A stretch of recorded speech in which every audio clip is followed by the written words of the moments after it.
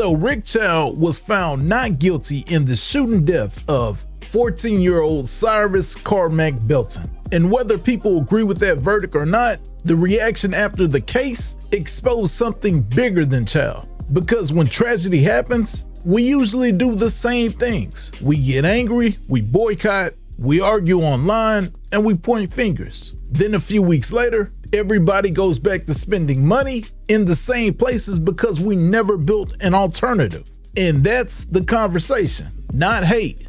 Not black people can't shop with Asian businesses. Not every Asian business is the enemy. That's lazy. The real question is this: why do black communities keep having to beg for respect from businesses we don't own? Let's get into it. Cue the clip. This that Raymundo Reacts, huh? Y'all came in for the laughs, huh? You did. Stay for the commentary cause it makes sense, huh? Real talk. That boy is good. So we about to see which one of our black sisters is still supporting these people business. Hold on. Yep, our sisters is still supporting these Asian businesses. Look at them in here. You know, ain't nobody learned. They still in here supporting them. Look. Yep. Okay. Just wanted to make sure my people wasn't giving y'all no business. Yeah, this is the other little place. Because we're not playing with y'all. What now? No. Nobody's giving y'all business. So, yeah, it's two of our sisters still giving business. 3 of our sisters still giving the Asians business. Yeah. They don't learn. Now, I understand the emotion.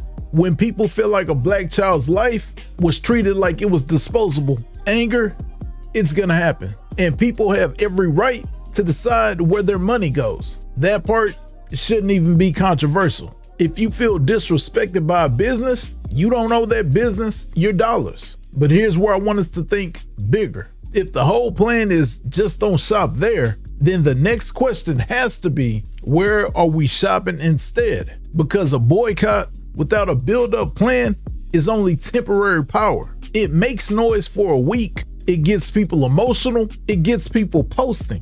But if we don't have alternatives, the money usually finds itself right back to the same places. That's not because black people are weak. That's because convenience is undefeated when ownership is missing. And that's the real issue. It's bigger than Chow. It's bigger than one store. This is about power. And in America, ownership is power. I don't want to be your enemy. I understand you guys are upset and you want to boycott Asian-run businesses. Totally fair. I do acknowledge that many Asian people could be racist. And I condemn all races, regardless their ethnicities.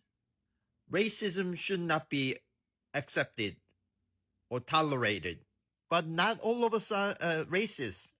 I don't think I'm racist. I mean, I try not to be. I don't think I'm racist. I'm just Asian. I don't think it's fair that we all are punished because of one guy. I mean, I don't know who the fuck is Rick Chow is. Why are we all punished because of this one guy? But don't call all Asian people our enemy.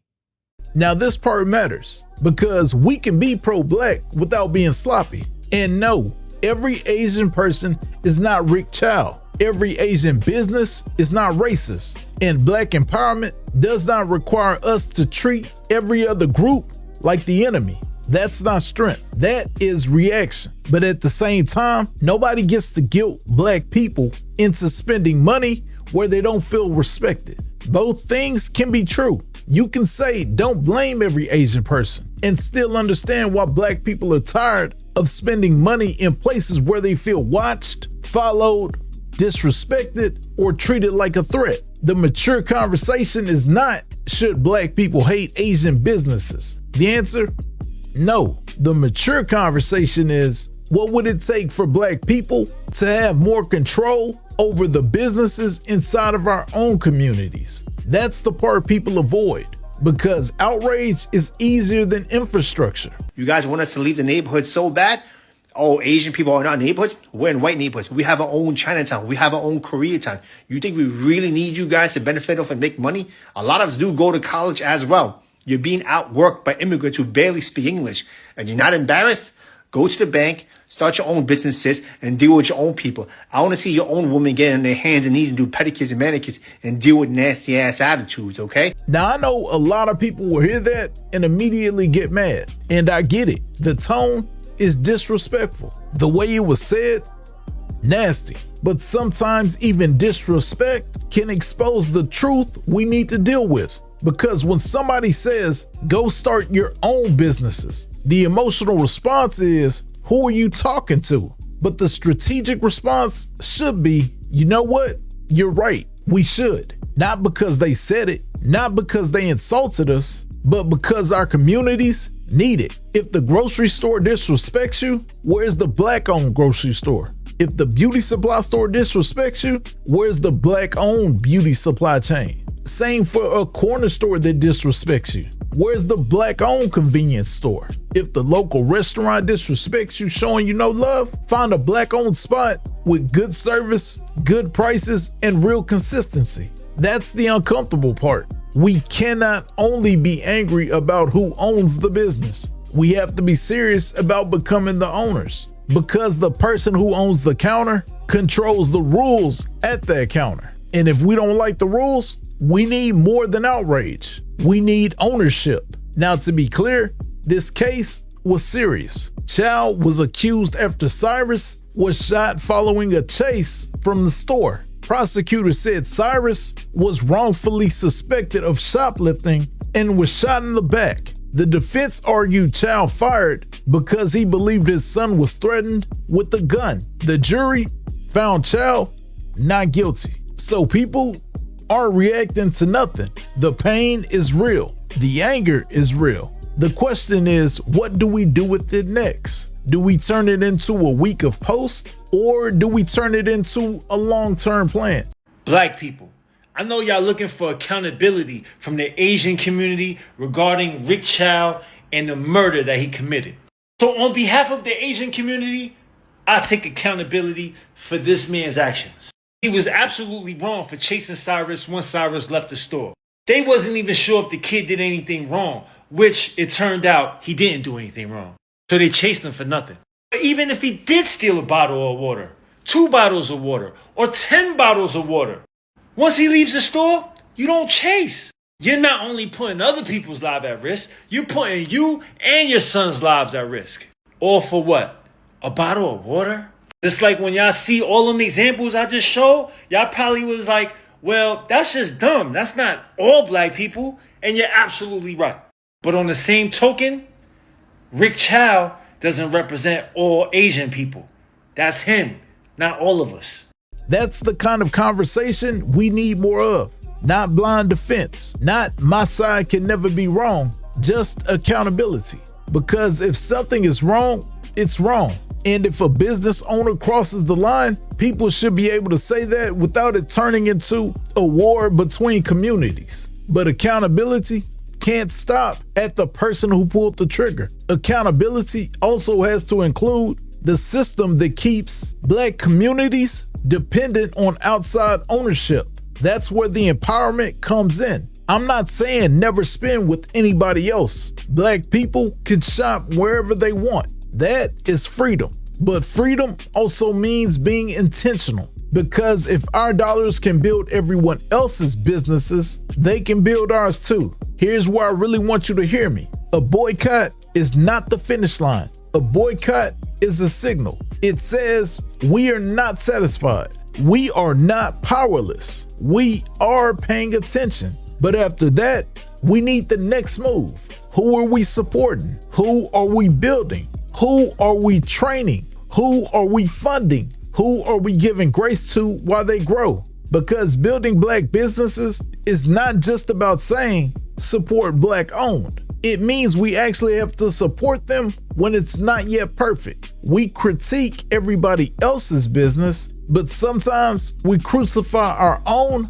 before they ever get strong enough to compete. That has to change. If we want ownership, we also need patience, standards, and commitment, not blind loyalty, real support. Now, I do think there is another piece we have to talk about. Some people are quick to defend everybody else except their own community because they like the applause. They like being told you're one of the good ones. They like being used as proof that somebody else's bias is correct. And no, that doesn't mean black people can never critique black people. We absolutely can.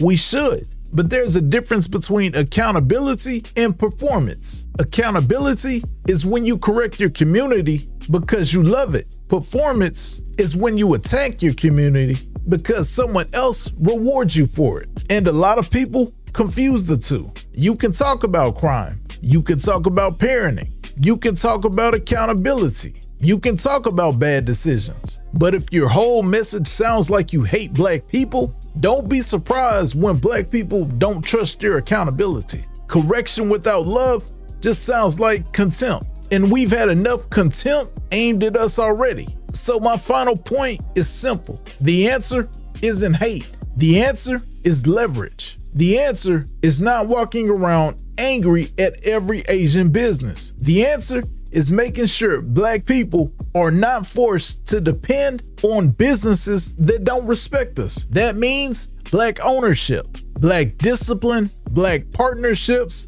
black banks, black supply chains, black people learning how to build and not just react. Because when you own something, you don't have to beg to be treated like a customer. You set the standard. You protect the community. You circulate the dollar. You create opportunity. That's power. Not hashtags, not temporary outrage. Power. So yes, this is way bigger than Chow. This is about what happens when a community has spending power, but not enough ownership power.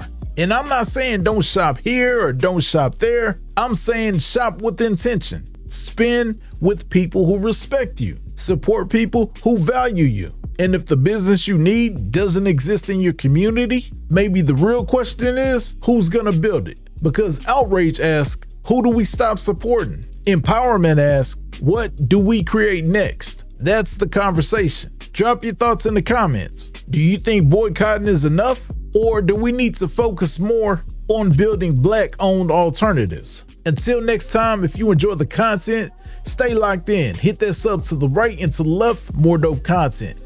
I'm out. This that Raymundo Reacts, huh?